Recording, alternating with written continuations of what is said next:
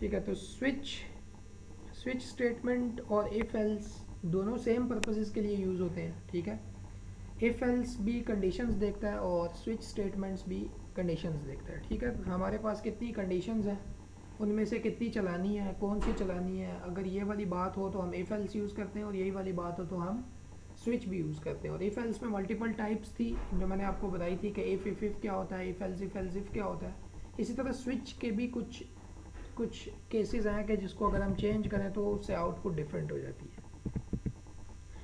तो बहरहाल हम एक क्वेश्चन सॉल्व करते हैं, और वो क्वेश्चन हम ये सॉल्व करते हैं कि सिंपल क्वेश्चन ही सॉल्व करते हैं ताकि जल्दी ख़त्म हो। हम कैलकुलेटर वाला ही क्वेश्चन इसके ऊपर सॉल्व कर देते हैं। ठीक है, पहली चीज़ आप लोग ये याद रखें कि स्विच का साइंटेक्स क्या है। तो स्विच का साइंटेक्स ये है कि स्विच, ठीक है, यहाँ पर वेरिएबल होगा, जिस वेरिएबल के ऊपर कंडीशंस लग रही हैं। तो कैलकुलेटर में किस वेरिएबल के ऊपर कंडीशंस लग रही थी? ऑपरेशन। जी, ऑपरेशन के ऊपर। हमने अगर ऑपरेशन प्लस हो तो प्लस वाली लाइन चलानी है, अगर ऑपरेशन माइनस हो तो माइनस वाली चलानी है, डिवाइड हो तो डिवाइड वाली चलानी है, मल्टीप्लाई हो तो मल्टीप्लाई वाला चलाना है। तो ऑपरेशन के ऊपर कंडीशंस लग रही थी, तो हमने जो जिस वेरिएबल के ऊपर कंडीशंस, अगर, अच्छा मैं अब क्वेश्चन क्वेश्चन पूछता हूँ। सुहेब अली, आवाज़ आ रही है आपको? जी सर।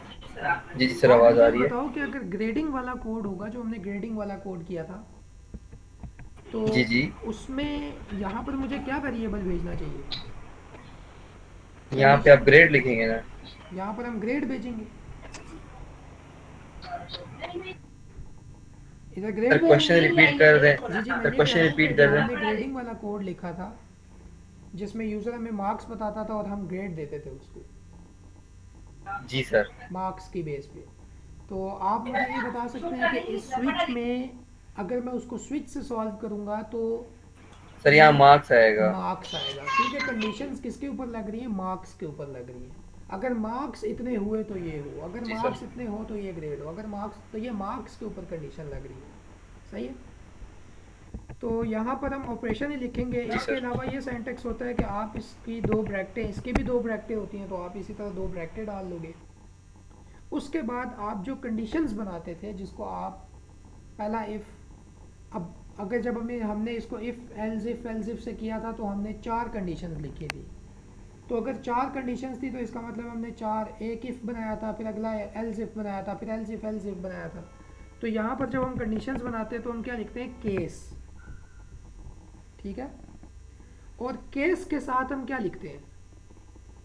केस के साथ हम इस वेरिएबल की एक्सपेक्टेड वैल्यूज लिखते हैं। ठीक है, मैं ऊपर वेरिएबल्स डिक्लेयर कर देता हूँ, and num1 num2 operation. Calculator बनाने के लिए यही तीन वेरिएबल्स चाहिए होते हैं। उसके बाद c out, enter num1 number, enter first number,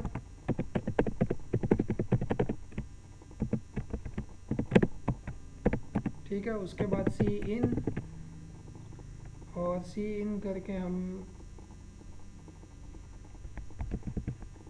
सी इन करके हमने num1 कर लिया, और फिर यही काम हमने दूसरे के लिए भी कर लिया, एंटर सेकंड नंबर, और इसको कर दिया num2, और फिर हमने किया enter operation plus minus multiply divide. ठीक है, उसके बाद हमने यहाँ कर लिया सी इन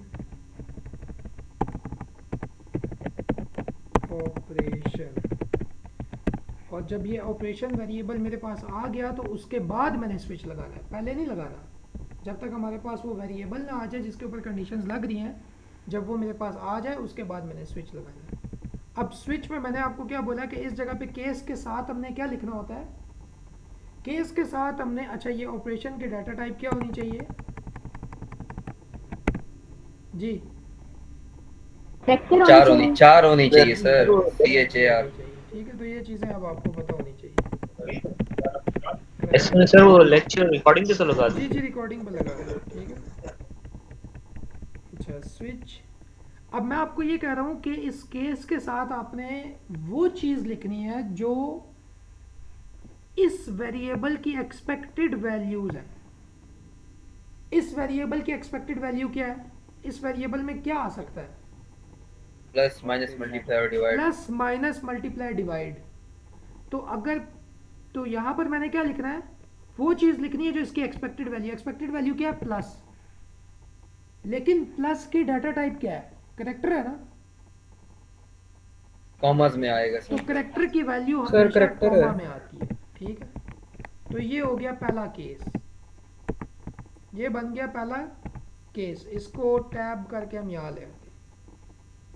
अब इसका कोड, मतलब ये जो हम वो इफ बनाते होते थे कि इफ ऑपरेशन बराबर हो प्लस के और ब्रैकेट स्टार्ट करते थे, तो ये वो वाली जगह, ये इसकी ब्रैकेट है। यहाँ ब्रैकेट नहीं डालते, लेकिन इस केस के बाद मैं जो कोड लिखूंगा वो उसका समझा जाएगा। और क्या कोड मैं लिखूंगा? मैं ये कोड लिखूंगा कि c out num, c out addition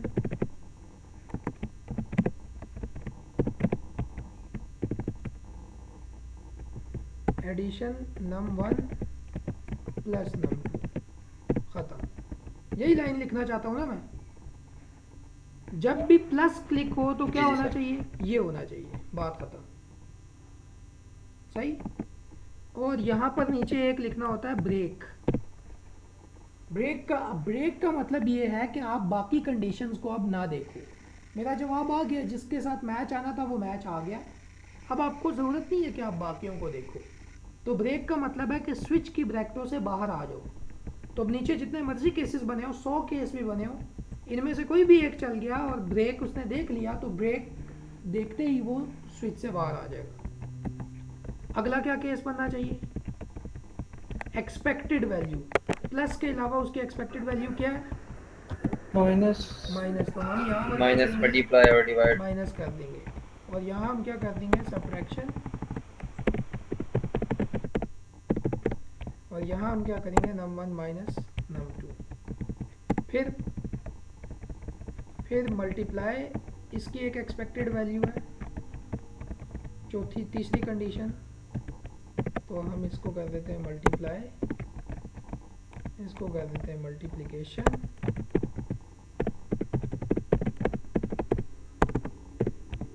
इसको कर देते हैं num1 इंटू num2, ठीक है। उसके बाद एक्सपेक्टेड वैल्यू डिवाइड है। डिवाइड ये वाला होता है ना सिंबल, ये दूसरा वाला था, यस चलो सर। डिवीजन। तो इसको हम कर देते हैं num1 डिवाइडेड बाय num2। और जिस तरह वो इफ एल्स के एंड पे क्या होता था? एल्स। वो एल्स किस लिए यूज़ होता था? कि अगर सारे ना चले तो ये चल जाए। तो यहाँ पर क्या होता है? डिफ़ॉल्ट। डिफॉल्ट यूज होता है। ठीक है, डिफ़ॉल्ट का मतलब है कि अगर सारे ना चले तो इसको चला दो, ठीक है। तो अगर सारे ना चले तो इसको चलाने, और अगर ना प्लस के इक्वल हुआ है ऑपरेशन, ना माइनस के इक्वल हुआ, ना मल्टीप्लाई ना डिवाइड, तो इसका मतलब है उसने गलत एंट्री की है, रॉन्ग ऑपरेशन टाइप, ठीक है। और इसके नीचे ब्रेक लिखने की ज़रूरत नहीं है, क्योंकि अगर कोड इस लाइन पे पहुंच गया है तो वो इसके बाद तो है ही स्विच ख़त्म हो रहा है, तो ब्रेक लिखने की ज़रूरत नहीं है, वो वैसे ही स्विच से बाहर आ रहा है, ठीक है। तो इसके नीचे ब्रेक लिखने की ज़रूरत नहीं होती। अब इस कोड को चलाते हैं और फिर इसके साथ थोड़ी सी मस्ती लेते हैं कि क्या क्या हम इसमें कर सकते हैं। एंटर फर्स्ट नंबर, तो हमने किया 5 और हमने किया 8 और हमने किया माइनस, ठीक है। तो -3 आ गया, सही है। सब्ट्रैक्शन वाला सर मेरा एक जवाब सवाल है। जी जी जी, इसको हम फ्लोट। सर अगर हम लोग जो प्लस माइनस मल्टीप्लाई और डिवाइड है, इसकी जगह हम लोगों ने वो ग्रेडिंग वाले वो लिखने हैं, ठीक ए है। बी सी लिखने तो हो? फिर हम लोग नहीं, मतलब x इज ग्रेटर देन 75 और x इज लेस देन 100, तो फिर हमें ग्रेड ए दे। तो जो केस के आगे आपने प्लस लिखा है वहाँ पे किस तरह लिखेंगे? जी मैं वो भी करवाता हूँ। मैं पहले इस एक सवाल को सही तरीके से करवा दूँ, फिर मैंने एक ग्रेडिंग वाला भी करवाना है, ठीक है? ठीक है, फिर मैं ठीक वो है सर। करवाता हूँ, सही है।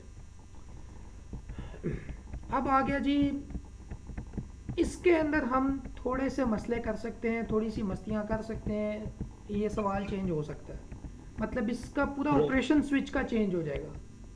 कैसे? अब मैं आपको हल्की सी चेंजेस करके, ये तो इसका आइडियल तरीका है कि इसको मैंने ऐसे सॉल्व करना है, ठीक है? सर अगर रॉन्ग एंट्री डाल दें फिर जी वो, जी रॉन्ग एंट्री अगर हम डालेंगे तो पहले केस के साथ में मैच नहीं आया, अगले के साथ भी नहीं आया, उससे अगले के साथ भी नहीं आया, तो डिफ़ॉल्ट चलेगा ना फिर। ओके ओहो, सर इसकी रिकॉर्डिंग ऑन है लेक्चर की? जी रिकॉर्डिंग ऑन है। मैं रॉन्ग एंट्री डालता हूँ, ये रहे। तो रॉन्ग ऑपरेशन टाइप, क्यों रॉन्ग ऑपरेशन टाइप?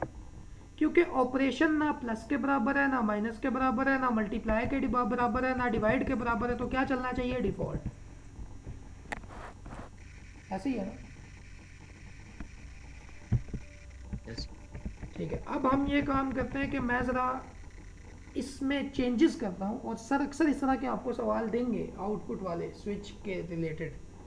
इस ब्रेक के साथ अगर मैं पंगे करूँ तो इससे काफ़ी सारी मस्तियाँ, काफ़ी सारे इससे मसले क्रिएट हो सकते हैं। मतलब फॉर एग्जांपल अगर मैं ये ब्रेक लिखना भूल जाऊँ सब में,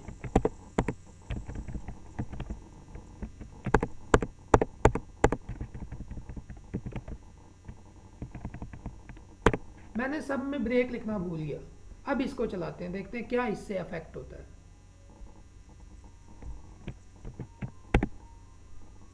ओहो,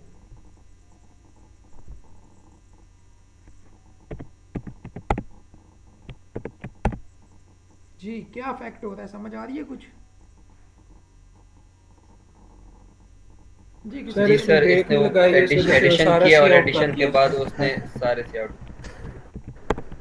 अभी अभी मैं आपको ये ना एंडल डाल के ज़्यादा अच्छा समझ आएगा, मैं ज़रा एंडल डाल दूँ, अब आप इस तो कोड सर का भी लाइन चेंज करेगा और तो कुछ नहीं करेगा। जी एंडल से तो सर फिर ये लाइन चेंज वो करेगा थोड़ा ना, और तो समझ कुछ नहीं समझ में करेगा, आसानी चारों आ ऑपरेट जाएगी, कर देगा। समझने में आसानी होगी, मैं भी बताता हूँ मैं क्या करना चाह रहा हूँ। ठीक है, ये देखें, इसका ये मतलब है कि अगर मैं ब्रेक ना डालूँ तो सारे चल रहे हैं। अभी देखते हैं कि क्या हर बार सारे चलते हैं या नहीं। प्लस के केस में तो सारे चल रहे हैं ना। अभी मैं माइनस एंटर करके देखता हूँ, इसका बिहेवियर आपको खुद समझ आ जाएगा कि क्या है। माइनस एंटर करता हूँ, अब आपको ये खुद नहीं समझ आ गया कि ब्रेक ना डालने से क्या हो रहा है? ब्रेक ना डालने से ये हो रहा है कि जोन सी कंडीशन ट्रू होती है उसके नीचे वाले सारे चल जाते हैं इंक्लूडिंग डिफ़ॉल्ट। अगर प्लस ठीक हुआ तो प्लस भी चलेगा, माइनस भी चलेगा, मल्टीप्लाई भी चलेगा, डिवाइड भी चलेगा, डिफ़ॉल्ट भी चलेगा। माइनस ठीक हुआ तो माइनस से नीचे वाले सारे चल जाएंगे, मल्टीप्लाई ठीक हुआ तो मल्टीप्लाई से नीचे वाले सारे चल जाएंगे, डिवाइड ठीक ट्रू हुआ तो डिवाइड और नीचे डिफ़ॉल्ट दोनों चल जाएंगे। समझ आइए बात की नहीं आई? आ गई है सर। तो ये इसका एक फ़ायदा भी होता है, ठीक है? इसका एक फ़ायदा मैं आपको एक सवाल में अभी बताता हूँ। देखिए मैं अभी डिवाइड एंटर करूँगा तो डिवाइड से नीचे वाले दोनों चलेंगे, सिर्फ डिवीजन चला और रॉन्ग ऑपरेशन टाइप चला, ठीक है? अब मैं आपको ना इसका एक फ़ायदा बताता हूँ, इसका एक फ़ायदा भी होता है। इसका फ़ायदा ये होता है कि लेट्स सपोज मैं आपको ये बोलूँ कि मैं एक डिफरेंट सवाल की तरफ इसको लेके जाता हूँ। ये बिहेवियर तो आपको समझ आ गया ना कि जहाँ पर आप ब्रेक, अब एक और काम करते हैं, पहले इसको सही तरीके से करते हैं, फिर मैं आपको इसका फ़ायदा बताता हूँ। मैं ये करता हूँ कि मैं यहाँ ब्रेक डाल देता हूँ,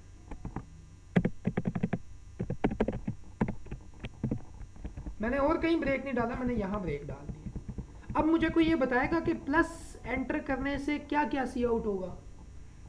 प्लस माइनस और मल्टीप्लाई होगा। जी, प्लस माइनस और मल्टीप्लाई होगा, उसके बाद तो उसको ब्रेक की लाइन नज़र आ जाएगी, तो वो जंप करके इससे बाहर आ जाएगा स्विच से, ठीक है?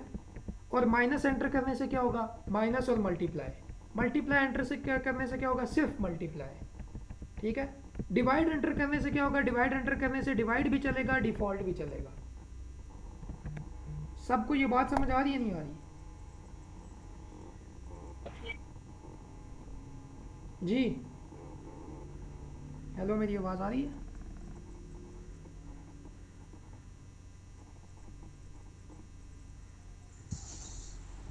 जी मेरी आवाज़ आ रही है आप लोगों को? जी जी सर आ रही यस है। सर, समझ आ गई। सर ब्रेक से पहले समझ आ गया, ब्रेक के बाद एक बार फिर बता दो। मैं बताता हूँ। मैं ये कह रहा हूँ कि अगर बीच में कहीं ब्रेक डला हुआ है तो प्लस एंटर करने से ये भी चलेगा, ये भी चलेगा, ब्रेक तक सब कुछ चलेगा जब तक उसको ब्रेक नहीं नज़र आती। अगर यूज़र माइनस एंटर कर देता है तो ब्रेक तक सब कुछ चलेगा। यूज़र मल्टीप्लाई एंटर कर देता है तो ब्रेक तक सब चलेगा। यूज़र डिवाइड एंटर कर देता है तो वो तो ब्रेक तो है ही नहीं, तो यहाँ तक सारा चलेगा। ठीक है, अगर यूज़र डिवाइड एंटर कर देता है तो ब्रेक तो है ही नहीं ना, तो ये दोनों चल जाएंगी। तो असल बात यह है कि जब तक ब्रेक नहीं नजर आती तब तक हर चीज़ चलेगी। अब लेट सपोज मैं ब्रेक यहाँ डाल देता,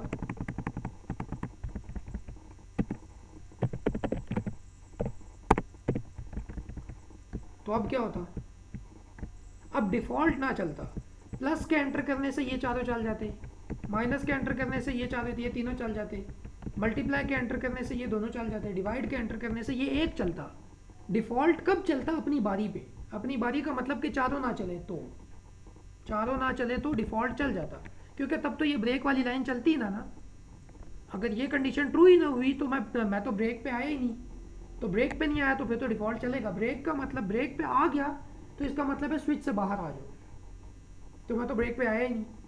तो अगर चारों ना चले तो ये चल जाएगा, लेकिन अगर ये चला तो इसको ब्रेक कहाँ नजर आएगा? यहाँ नजर आएगा। तो यहाँ तक जितने भी सी आउट हैं वो सारे चल जाएंगे। ये ट्रू हो गया तो ब्रेक कहाँ नजर आया? यहाँ नजर आया, तो ये सारे चल जाएंगे। तो ये चीज़ मेरे ख्याल से अब क्लियर हो गई है। जी क्लियर है?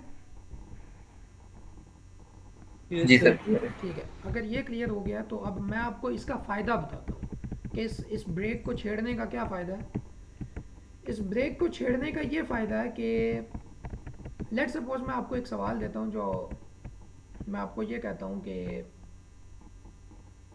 आप यूज़र से मंथ का नंबर लो, यूज़र से महीने का नंबर लो, मतलब आप उसे बोलो कि एंटर मंथ नंबर। ठीक है, मैं यहाँ लिख लेता हूँ। मैं एक वेरिएबल बनाता हूँ इंट मंथ के नाम से, और मैं लिखता हूँ एंटर मंथ नंबर। इसको सीन कर देता हूँ मंथ। मैं आपको ये कहता हूँ कि यूज़र से मंथ का नंबर लिया। अब मुझे पता है कि यूज़र क्या एंटर कर सकता है, 1 से लेके 12 तक, 12 महीने ही होते ना, 1 से लेके 12 तक यूज़र एंटर कर सकता है। मैंने उससे बोला है कि आप महीने का नंबर एंटर करो। ठीक है, इसको यूँ भी लिख देते हैं, and I will tell you number of days. ठीक है, ये एक सवाल है, एंटर मंथ नंबर, और मैं आपको बताऊंगा कि इस महीने में कितने नंबर ऑफ डेज हैं, कितने डेज हैं। उसने यहाँ पर एंटर कर दिया, मुझे पता है कि क्या एंटर किया होगा उसने 1 से लेके 12 तक कोई चीज़ एंटर की होगी। अब स्विच किस पे लगना चाहिए? मंथ पे, क्योंकि मंथ पे लगेगा। क्योंकि अगर मंथ में 1 हुआ तो मैं उसको बोलूँगा कि जनवरी में, या मैं उसको बोलूँगा कि 31 डेज, जनवरी में जितने भी दिन होते हैं। अगर उसने 2 किया तो मैं बोलूँगा 29 डेज। तो अब इसका फ़ायदा आप ये देखें कि मैं इसको मंथ कर दिया, मंथ करने के बाद मैं क्या करता हूँ, मैं ये सारी चीज़ें हटा देता हूँ।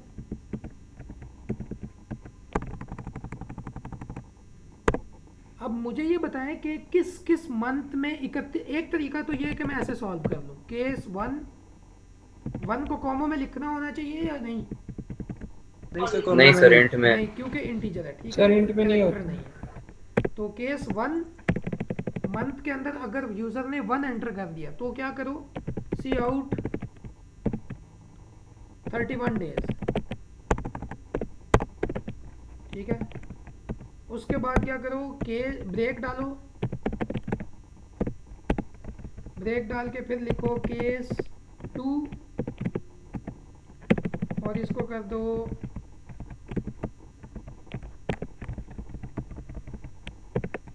सी आउट 28/29 डेज, ठीक है। इसी तरह एंड सो ऑन, केस 3 बनाया, केस 4 बनाया, टिल कहाँ तक 12 केसेस आपने बनाए। कितने केसेस बनाए? 12। लेकिन अगर आप गौर करो तो इन 12 केसेस में से को मैं छोटा करके 3 केस बना सकता था। कैसे? मुझे पता है कि दिन 3 तरह के होते हैं, या 31 होंगे या 28 होंगे या 30 होंगे। तो मैं 31 वाले सबको कंबाइन कर देता। कैसे? मैं ये करता कि 31 किस किस महीने में होते हैं? तीसरे में होते हैं, 5वें में होते हैं, 7वें में होते हैं,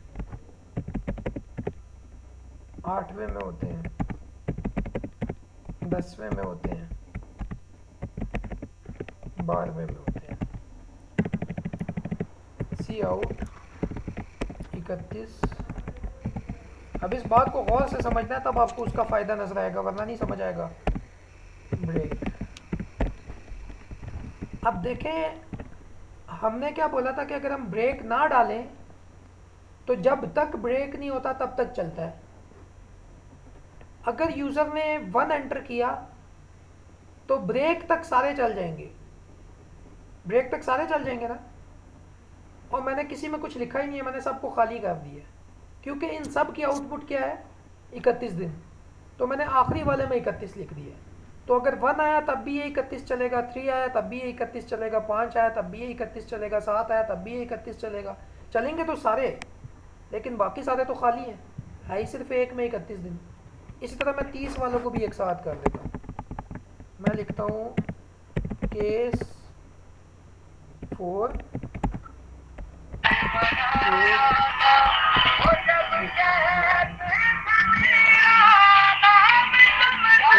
क्या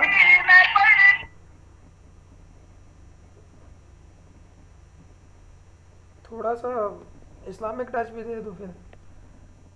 सर वो साथ हॉस्टल में लड़कों ने लगाए क्या हुए हैं। कर दे अल्लाह के बंदो। सर वो साथ हॉस्टल में लड़कों ने लगाए हुए हैं। अच्छा, ये जितना ऊंचा लगा हुआ था लग नहीं रहा था कि दूर लगा। स्पीकर पे लगाए हुए हैं, इसीलिए मैं अभी बंद कराया चलो उसको। खैर है, स्पीकर कोई पे नहीं, गाना ही था, कोई नहीं, सारे ही सुनते हैं। आगे चलते हैं। अच्छा,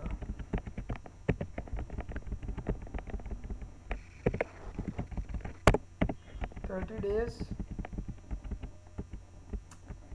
और इसके बाद अकलौता। अकलौता कौन है? केस 2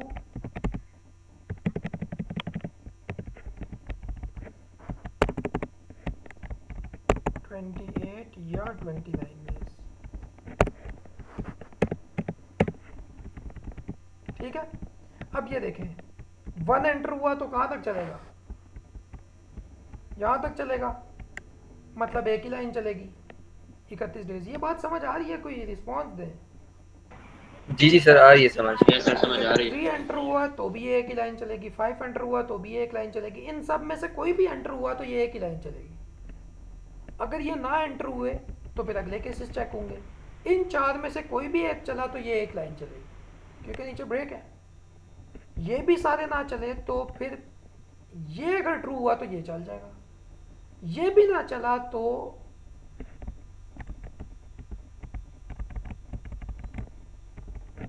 डिफॉल्ट चलेगा, जिसमें हम लिख देंगे इनवैलिड मंथ नंबर। सही हो गया? आ गई समझ? तो ये इसका सर केस 10 में फॉल्ट है, कि आप जी केस 10 में फॉल्ट है, वो ठीक कर दें। केस 10 में, हाँ ये ठीक है। तो ये इसका फ़ायदा है। फ़ायदा का मतलब ये है कि आपने ये सारे केसेस बार बार नहीं लिखे, सब में आप एक ही चीज़ लिखना चाह रहे थे, आपने उन सबको कंबाइन किया, एक में वो चीज़ लिख दी। लेकिन अगर मैं आउटपुट ऐसे लिखना चाहता, कैसे? जनवरी हैज़ 31 डेज, तो फिर मैं क्या ऐसे कर सकता था? नो सर, ये तो डिफरेंट No, मंथ्स का है। no, sir, सब क्योंकि सबको अलग करना पड़ता। 1 एंटर करने पे भी आउटपुट यही आती। 3 एंटर करने पे भी यही आती है, 5 एंटर। तो अगर मैंने मंथ का नाम भी साथ बताना है तो सर फिर तो मुझे 1 3 फिर की जगह आउटपुट्स डिफरेंट हो गए, फिर मुझे 12 के 12 नए केसेस ही बनाने पड़ेंगे, क्योंकि हर सर केस के अंदर डिफरेंट आउटपुट है। पहले केस सर में हर होगी केस के एंड पे ब्रेक आएगा। जी जी, फिर हर एक के लिए ब्रेक आएगा, हर एक के लिए अपनी कंडीशन होगी। ब्रेक ना डालना कब है कि अगर डिफरेंट कंडीशंस की आउटपुट सेम हो तो आप उनको इकट्ठा कर लो। तो यहाँ पर तो डिफरेंट कंडीशंस की आउटपुट सेम थी तो मैंने इकट्ठा कर लिया, लेकिन अगर जन मंथ का नाम भी डाल रहा हूँ तो फिर तो हर डिफरेंट कंडीशंस के लिए सेम आउटपुट नहीं है, हर एक के लिए डिफरेंट है। हर एक के अंदर जनवरी, एक के अंदर जनवरी है, एक के अंदर फरवरी है, तो फिर नहीं कर सकते। फिर सबको अलग अलग डालो और ब्रेक डाल दो, बस। ठीक हो गया? क्लियर? समझ आ गई? यस यस ठीक है सर। सर आप। ठीक है। एक और चीज़ जो आपने याद रखनी है वो ये याद रखनी है कि जो स्विच होता है, स्विच के अंदर जब हम वेरिएबल भेजते हैं यहाँ पर, ये स्विच सिर्फ इंटीजर पे लगता है और करैक्टर पे लगता है। आप स्विच अगर इसकी डाटा टाइप फ्लोट होती तो ये एरर देगा, ठीक है? अगर इसकी डाटा टाइप फ्लोट होगी तो ये एरर देगा। ऐसे आप नहीं कर सकते कि केस 1.1 नहीं कर सकते, एरर आएगा, ठीक है? Switch quantity not an integer, switch की क्वांटिटी इंटीजर नहीं है, स्विच की क्वांटिटी इंटीजर होनी चाहिए, तो हम इसको इंटीजर कर देते हैं।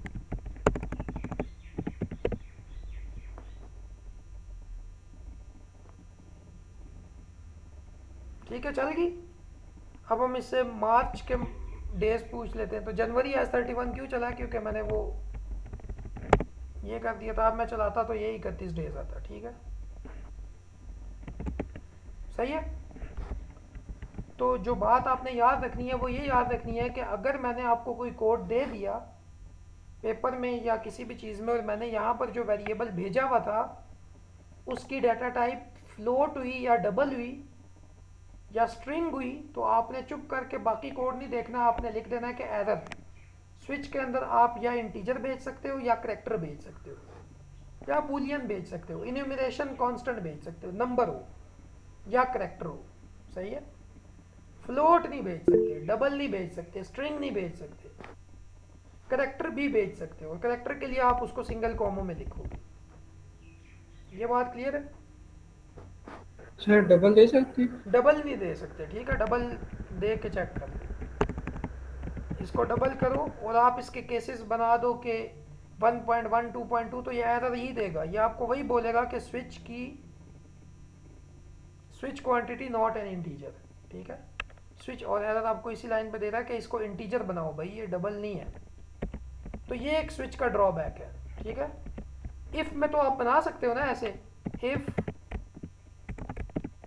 num इक्वल 2.2 लिख सकते हो ऐसे। ये num बेशक फ्लोट हो, लिख सकते हो, ठीक है? इफ में लिख सकते हो, स्विच में नहीं कर सकते। ये एक स्विच का ड्रॉबैक है। लेकिन स्विच का जो फायदा है वो ये है कि ब्रैकेटें नहीं डालनी पड़ती। बेशक लाइनें 5-6 हो, हर केस के अंदर ब्रैकेटें नहीं डालनी पड़ती, सिर्फ यहाँ ब्रैकेट डालनी पड़ती है स्विच की स्टार्टिंग और एंडिंग। तो सर ब्रैकेटों के बगैर हम लोग वो मार्क्स कंडीशन कैसे लगाएंगे? कौन सी?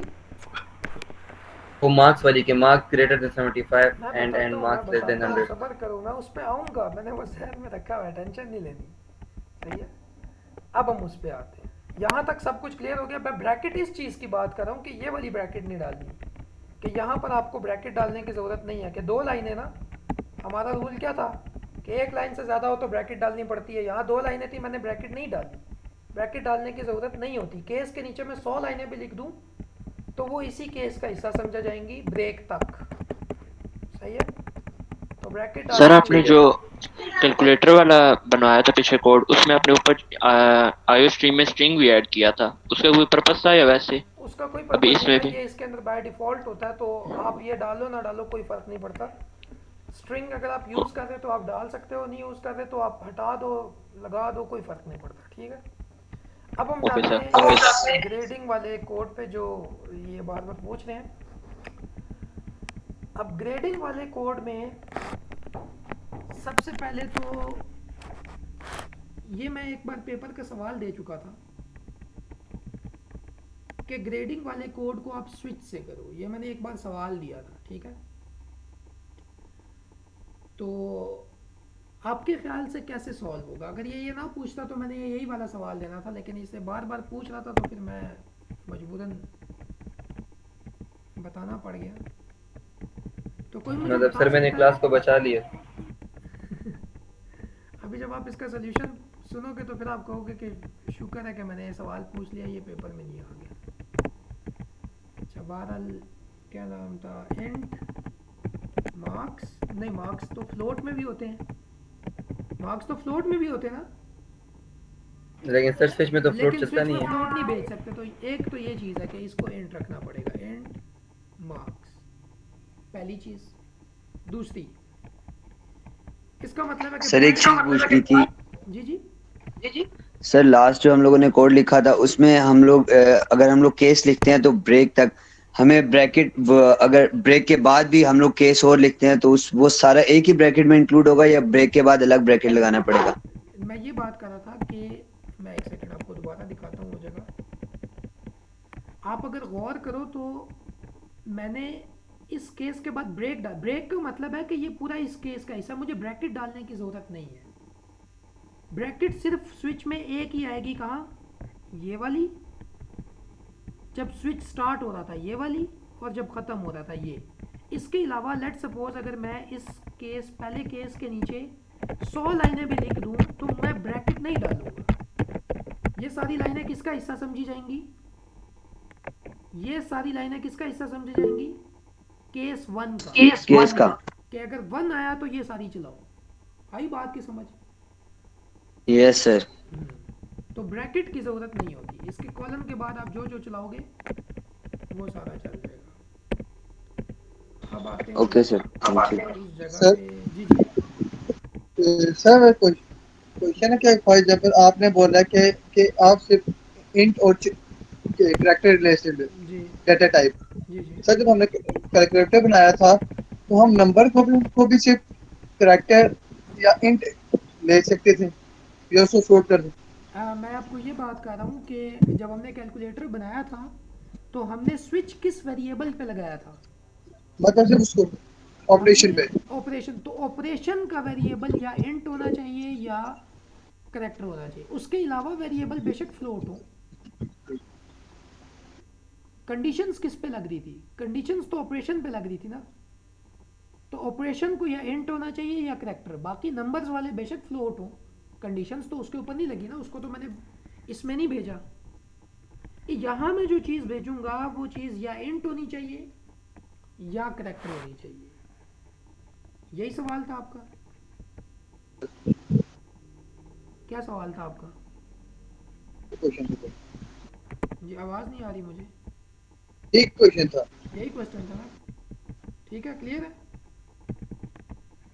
अच्छा, अब हम चलते हैं आगे। तो मैंने आपको बोला कि स्विच स्टार्ट करने के लिए एक ये ब्रैकेट चाहिए होती है, एक ये चाहिए होती है।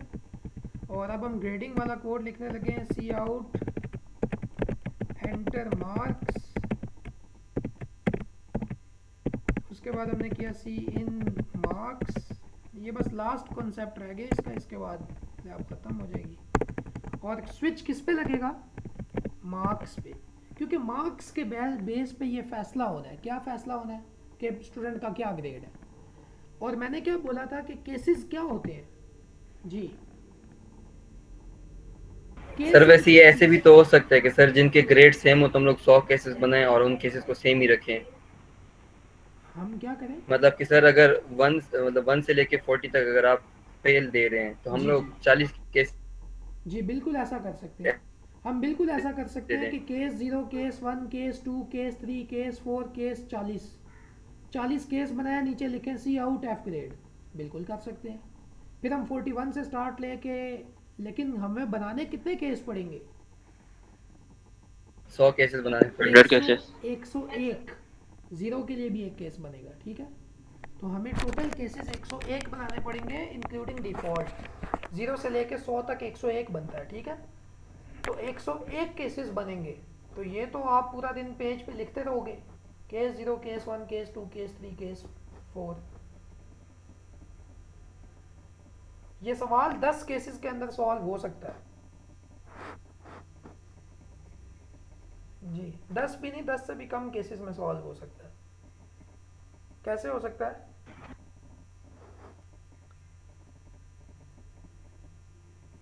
जी, आती है कोई बात जहन में? यस सर, अगर वो ग्रेड कंडीशन लगा दे केस में कितने से मार्क्स तो सी आउट डन कर। क्या लिखे हम? केस क्या लिखे? ये सर ग्रेड आएगा ना, तो ग्रेड के बेस पे सर 10 ग्रेड हैं तो 10 केस बनेंगे। केस ए बनेगा। मैंने देखो, आप वो बात भूल रहे हो। मेरी दो बातें आपने याद रखनी है स्विच के रिलेटेड। पहली बात, यहां पर क्या होना चाहिए, इंट या करेक्टर। दूसरी बात, यहां क्या होना चाहिए, जो इसकी एक्सपेक्टेड वैल्यू है। ये लाइन याद रखो। क्या ये ए ग्रेड इस मार्क्स की एक्सपेक्टेड वैल्यू है? क्या इस मार्क्स वेरिएबल के अंदर ए आ सकता है? No sir. क्या आ सकता है? 0 से सर लेके सर 100 तक मार्क्स कोई आ सकते हैं वैल्यू। 1 से नंबर्स लेके आएंगे। 100 तक। जी, 0 से लेके 100 तक कोई वैल्यू। ग्रेड मैंने नहीं बताना यूजर को। यूजर ने मुझे ग्रेड नहीं बताना मार्क्स में। यूजर ने मुझे मार्क्स बताने हैं, मैंने उसको ग्रेड बताना। तो एक्सपेक्टेड वैल्यू 0 से लेके 100 तक है। ठीक है, तो इसको दो तरीकों से सॉल्व किया जा सकता है। एक तरीका इसका सॉल्व रेंज वाला है, कंडीशन। लेकिन कंडीशन इसमें मैं कैसे दूं? इसका वो तरीका है कि आप लिखो 0 से लेके कहाँ तक? प्लस टू 90 39 तक ना। तो इसके बीच में 3 डॉट Yes, sir. डाल दो। 3 डॉट डाल के इसको कर दो 39 और कॉलन डाल दो। सही है? सही है या नहीं है सही? इसको कर दो सी आउट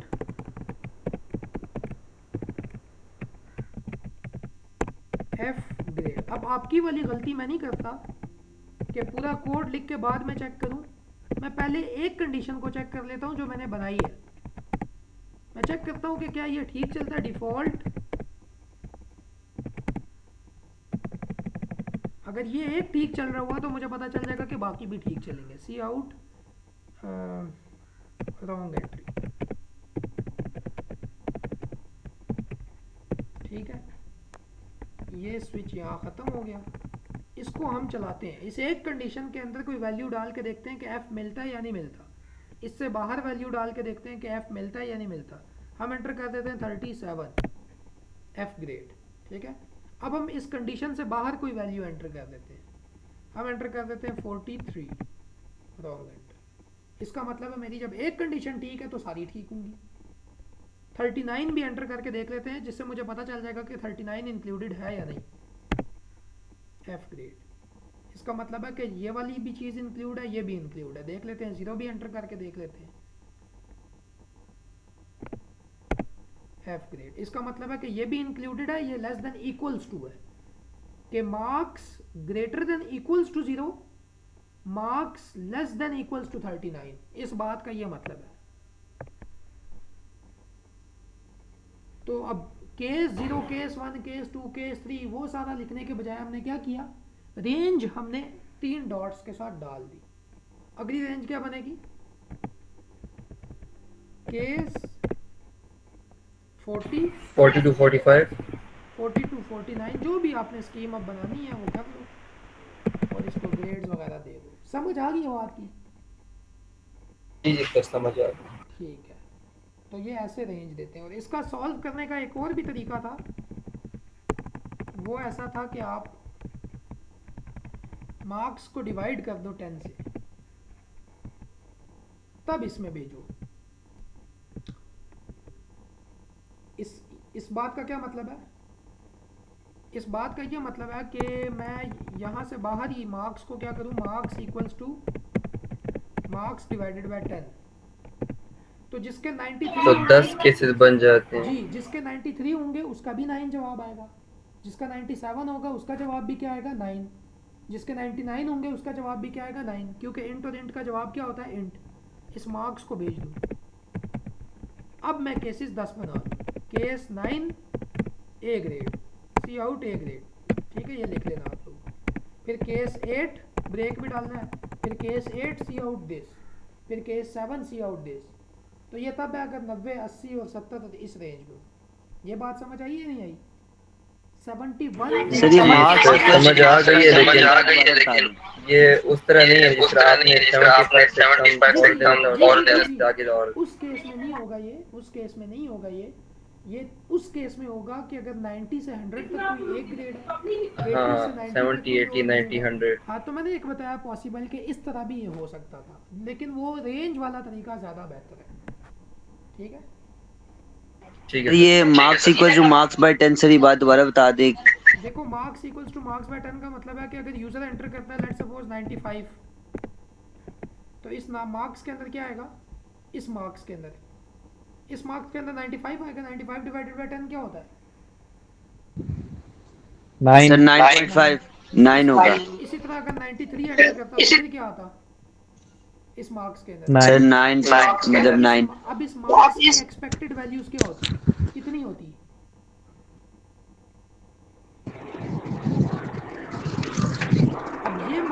अब ये मार्क्स ये वाला बन गया। ये इस मार्क्स के अंदर मुझे पता है कि 10 वैल्यूज के लिए एक वैल्यू आती है, 99 के लिए भी 9 आता है, 98 के लिए भी 9 आता है, 97 के लिए भी 9 आता है, टिल 91 9 ही आता है। तो इसकी एक्सपेक्टेड वैल्यू अब 0 से लेके 10 तक बन गई है। एक्सपेक्टेड वैल्यूज कम होगी, एक्सपेक्टेड वैल्यूज कम होने का मतलब है केसेस कम होगी। अगर मैंने f देना तो मैं कैसे दूंगा, केस 0, केस 0, केस 1,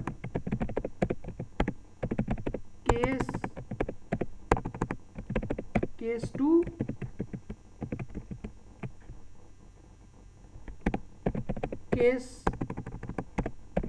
केस 3, सी आउट,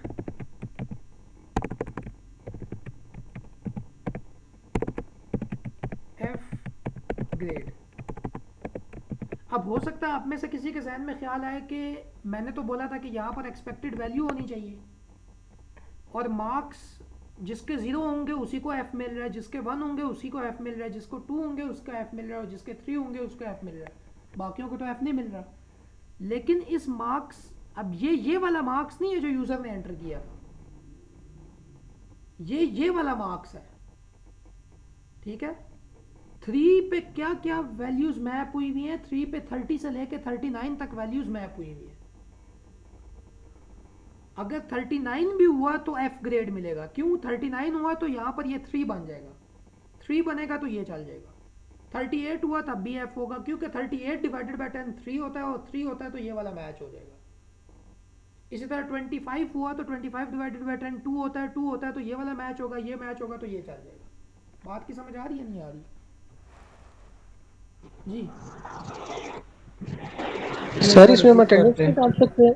जी, अटेंडेंस वाला नहीं, इसमें हम कुछ कर सकते हैं कि अटेंडेंस पहले चेक हो जिससे हम उसमें करते थे? वो भी कर सकते हैं, वो फिर स्विच के अंदर स्विच आ जाएगा नेस्टेड, वो अभी मैं बताता हूँ वो कैसे होगा। ठीक है, वो भी कर लेते हैं, मैं पूरा नहीं कर रहा इसको। लेकिन अगर अटेंडेंस डालना है तो आप मुझे ये बताएं कि पहली चीज़ मार्क्स चेक करना है या अटेंडेंस चेक करना है? अटेंडेंस। तो पहले अटेंडेंस चेक होगी, अगर Attendance वो check करना है। तो आप पहले एक स्विच बनाओ और वो स्विच किस वेरिएबल के बेस पे फैसले करेगा? अटेंडेंस की। अटेंडेंस के बेस पे। तो हमने अटेंडेंस बनाया, उसकी ब्रैकेट डाल दी। अब याद रखना है कि अटेंडेंस को भी इंट रखना है, फ्लोट रखा तो फिर परेशान हो जाओगे कि ऐसा क्यों आ रहा है। उसके बाद अटेंडेंस के कितने केसेस हैं, क्या क्या? दो है, 2 केसेस हैं। तो मैं एक केस बना देता हूँ, केस 0 से लेके कहाँ तक, 74 तक। और अगला मैं बना लेता हूँ केस 74 से लेके 100 तक। 100। ठीक हो गया? सर डिफॉल्ट सेट करना या ना करना हमारी मर्जी होती है, आपकी लाजमी मर्जी, करना होता आपकी है। मर्जी। आप डिफॉल्ट ना भी डालना चाहो तो ना डालो बेशक, फिर ये कि जब डिफॉल्ट कोई की भी नहीं जरूरत तो चलेगा नहीं तो है, कोई भी नहीं चलेगा, सर ड्रैग को बात खत्म, प्रोग्राम खत्म हो जाएगा। ठीक है, अच्छा, अब ये डिफ़ॉल्ट आ गया। डिफ़ॉल्ट के अंदर आप क्या लिखो, सी आउट ठीक है सर। इनवैलिड अटेंडेंस, ठीक हो गया। और ये जो दो रास्ते मैंने बनाए थे, इस रास्ते में क्या होना चाहिए, वैलिड अटेंडेंस। एफ ग्रेड, सीधा सीधा एफ ग्रेड, ठीक है। और इस रास्ते में क्या होना चाहिए, इस रास्ते में वो काम होना चाहिए जो मैंने अटेंडेंस के बगैर किया था। वो क्या काम था, ये पूरा सारा स्विच केस के अंदर आ जाएगा सर। जी, इस पूरे को उठा के इस केस के अंदर डाल दो। चलना चाहिए। आगे समझ, यस सर। ठीक है। मैंने उस पूरे को उठा के इस केस के अंदर डाल दिया। तो अब ये वाली सर इसमें दूसरा सर इसमें दोबारा स्विच तो नहीं आएगा? स्विच के अंदर स्विच आया ना, देखो मैं समझाता हूँ आपको, मैं आपको समझाता हूँ। सर वो भी केस है और ये भी केस है, दोनों जी बिल्कुल सेम आ केस। सकता है, लेकिन ये एक केसेस अलग है, वो केसेस अलग है। इसकी ब्रैकेट अलग है, उसकी ब्रैकेट अलग है, उनका इनके साथ कोई ताल्लुक नहीं है, इनका उनके साथ कोई ताल्लुक नहीं है। अभी मैं समझाता हूँ आपको। सर जी जी सर स्विच के अंदर अगर हम फ्लोट यूज नहीं कर सकते, लेकिन जो ओवरऑल हम कोड यूज कर रहे हैं उसमें तो हम फ्लोट यूज कर सकते हैं ना? ओवरऑल कोड में आप हाँ, आप सिर्फ यहाँ पर इस कोड के अंदर आपका ये अटेंडेंस वेरिएबल फ्लोट नहीं होना चाहिए। ओके, वो जो स्पेसिफिक वेरिएबल है वो नहीं हो सकता, जी, उसके अलावा बाकी बाकी हो हो सकते हैं जी। इसी ओके, तरह थैंक यू आपका सर। ये वाला वेरिएबल फ्लोट नहीं होना चाहिए। बाकी तो आप ओके बेशक सर। जितने मर्जी फ्लोट बनाओ, ठीक है। Okay sir. अच्छा, एक और चीज़ जो मैं बात कर रहा था वो क्या कर रहा था, मैं ये कह रहा था कि ये देखो, ये कोड मैंने समझा के आपको बनाया। अब आप यहाँ से स्टार्ट करो, ठीक है। सी इन अटेंडेंस भी हम कर लेते हैं, ठीक है। सी इन, इसमें काफ़ी साइंटेक्स एरर्स हैं, तो इसको आप ध्यान ना, तो समझ आ रही है तो बस उसको फोकस करो, ठीक है। अच्छा, अटेंडेंस यहाँ आ गई। अटेंडेंस अगर 0 से 74 के बीच में हुई तो उसको एफ ग्रेड मिल जाएगा। ब्रेक का क्या मतलब है, ब्रेक का मतलब है ये केस किसका है, ये वाला केस है ना, ये इस केस का ब्रेक है ना, केस का ब्रेक है। और ये केस किसका है, ये इस स्विच का है। तो ब्रेक जैसे ही चला, इसका मतलब ये है कि ब्रैकेट से बाहर आ जाए। इस स्विच की ब्रैकेट कहाँ खत्म हो रही है, यहाँ यहाँ आ जाओ। अगर ये पहला केस ट्रू, ये माइक बंद करें कौन है, हुज़ैफा भाई आप माइक ऑफ करें प्लीज। अगर ये पहला केस ट्रू हो गया, अगर ये पहला केस ट्रू हो गया, तो ये जैसे ही चलेगा तो ये ब्रेक क्या करेगा, ये ब्रेक इसको, ये ब्रेक किस केस का है, ये इस केस का है। ये केस किस स्विच का है, ये इस स्विच का है। ये इस स्विच से पूरा कोड बाहर आ जाएगा। ये स्विच कहाँ ख़त्म हो रहा है, यहाँ इधर आ जाएगा। लेट सपोज ये नहीं चला, अगर ये नहीं चला तो ये इसकी कंडीशन हो सकता है ट्रू हो जाए। अगर ये ट्रू हुई तो इसके अंदर एक और स्विच है, इसके अंदर एक और स्विच स्टार्ट हुआ। अब इस स्विच के अंदर फर्दर केसेस हैं, ये केसेस इस स्विच के हैं, ये उसके नहीं है, ये इसके हैं। अगर ये ट्रू ना हुआ तो हो सकता है ये ट्रू हो, ये ट्रू ना हुआ तो हो सकता है ये ट्रू हो, ये भी ना हुआ तो हो सकता है ये ट्रू हो सकता है इन चारों में से कोई एक ट्रू हो जाए। अगर इन चारों में से कोई एक ट्रू हो गया तो एफ ग्रेड चलेगा। एफ चलने का मतलब क्या है कि ब्रेक चलेगा। और ब्रेक चलने का क्या मतलब है, ये ब्रेक किस केस का है, ये इस केस का है।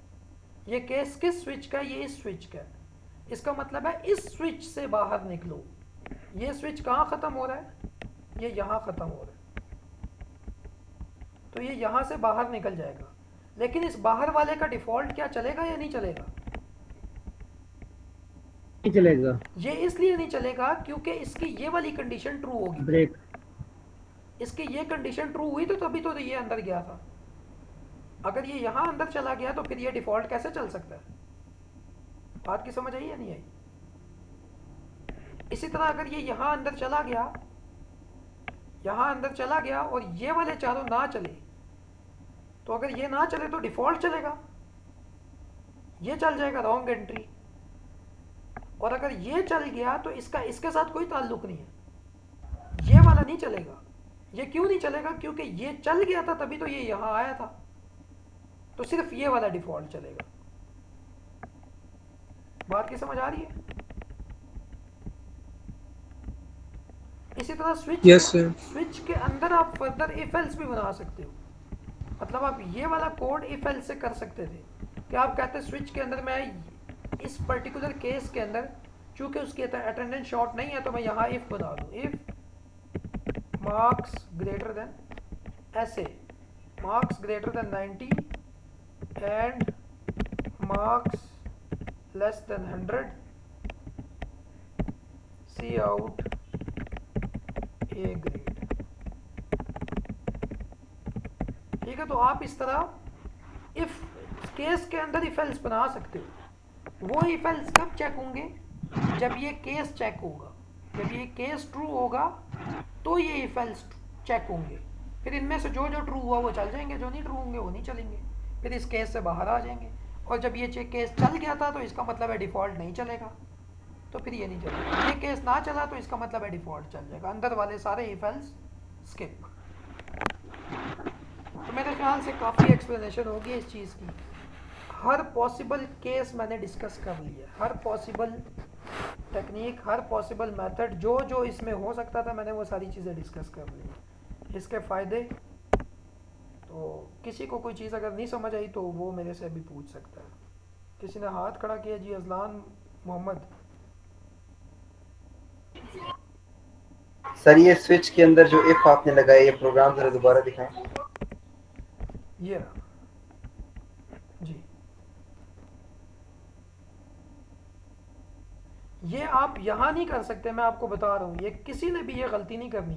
काफ़ी लोग स्टार्टिंग में ये गलती करते हैं कि वो लोग यहाँ ही लिख लेते हैं ऐसे।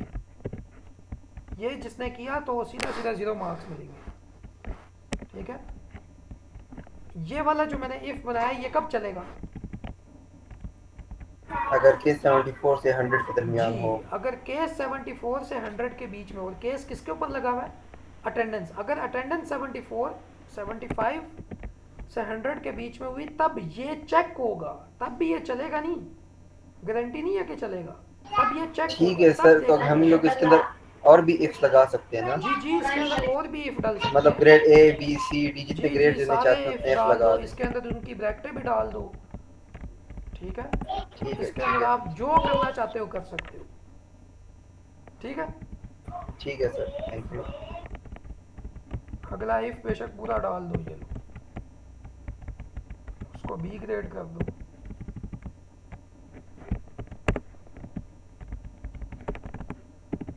तो ये सारा कर सकते हो। ठीक है, लेकिन अगर सवाल वाले ने आपको बोला हुआ है कि स्विच से करना है तो फिर आपको सारा स्विच से करना पड़ेगा।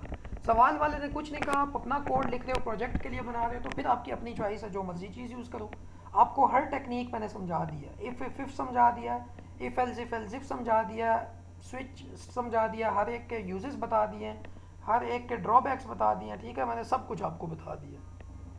तो किसी का कोई सवाल है तो पूछ ले, अब ये तो क्लास ख़त्म कर।